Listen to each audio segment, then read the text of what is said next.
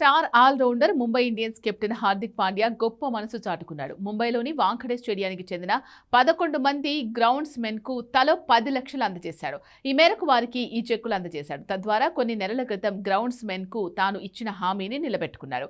ICC T20 ప్రపంచ cup 2026 టోర్నీకి ముందు హార్దిక్ పాండ్యా వాంఖడే స్టేడియంలో తీవ్రంగా కష్టపడ్డాడు. ఫిట్నెస్ కోసం ఆర్మీ తరహా ట్రైనింగ్ తీసుకున్న హార్దిక్ బౌలింగ్, బ్యాటింగ్ ను మెరుగుపరుచుకునేందుకు నెట్స్ లో గంటల కొద్దీ చెమటోడ్చాడు. ఆ టైంలో అర్ధరాత్రి వరకు మైదానంలోనే గడిపేవాడు.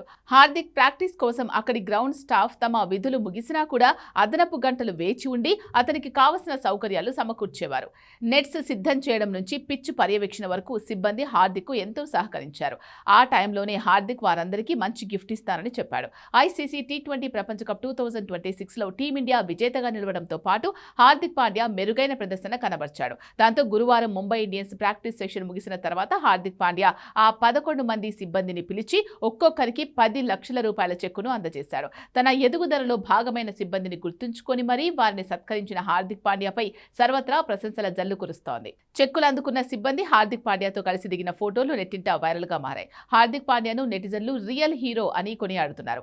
మైదానంలో అప్పుడప్పుడు యాటిట్యూడ్ చూపించినా ఇలాంటి విషయాల్లో హార్దిక్ ను మెచ్చుకోవాల్సిందే అని కొందరు కామెంట్ చేస్తున్నారు. ఐపీఎల్ 2026 సీజన్ కు శనివారం తెరలేవనుండగా వాంఖడే వేదికగా ఆదివారం కోల్కతాతో జరిగే మ్యాచ్ తో ముంబై ఇండియన్స్ తమ క్యాంపెయిన్ ను ప్రారంభించనుంది. హార్దిక్ పాండ్యా సారథ్యంలో ఐసీసీ టీ20 ప్రపంచ కప్ గెలిచిన రోహిత్ శర్మ, సూర్యకుమార్ యాదవ్ ఆడుతున్నారు.